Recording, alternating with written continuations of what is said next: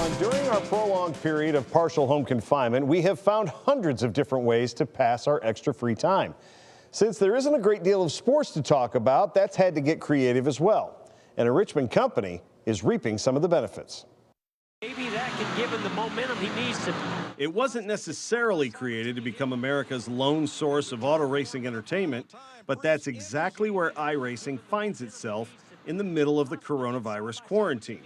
Beginning in 2004, iRacing was a startup that aimed to give the online racing community the most genuine experience possible without having to buy a car and race team and head to the track yourself.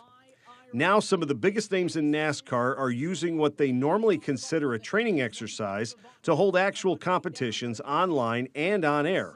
Over 1 million people have tuned into both of the first two races that have been broadcast.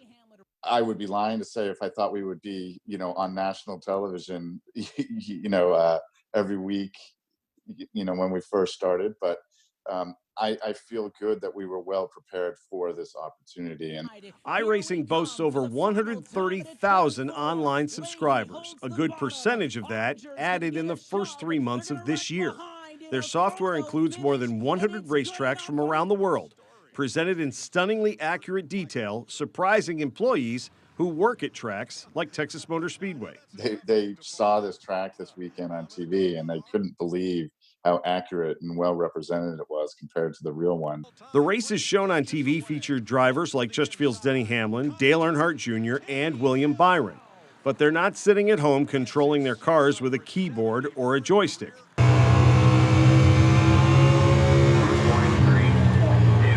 Many of them have racing simulators built by SimSeats, a Richmond-based company founded by Zach McAfee, a racer himself who used a sculpture class at VCU to build something he thought would just amuse himself and his friends.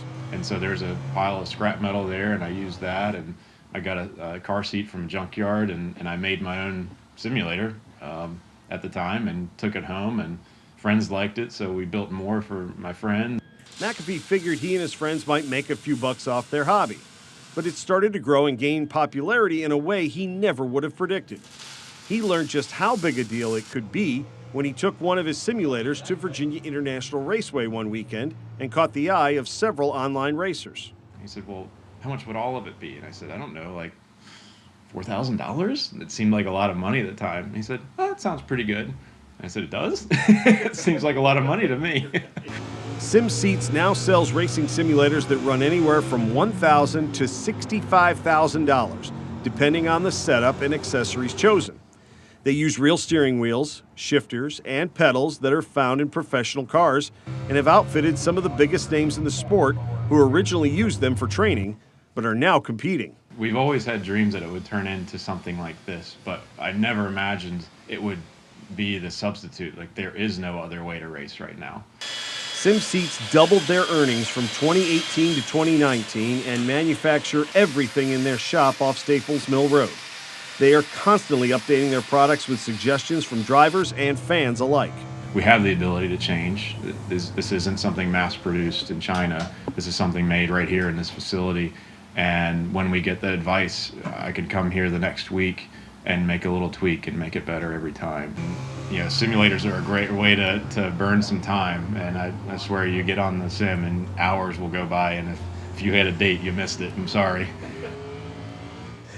The one thing that iRacing and SimSeats cannot duplicate is the G-forces that are felt when you're driving an actual race car and the apprehension of possibly crashing and doing damage to the equipment or yourself in the process. But some of the accessories include four-dimensional effects like wind and seats that do replicate suspension movement. If you'd like to nominate someone to be profiled, email us at beyondtheroster@WTVR.com. The news at 11 is coming right back.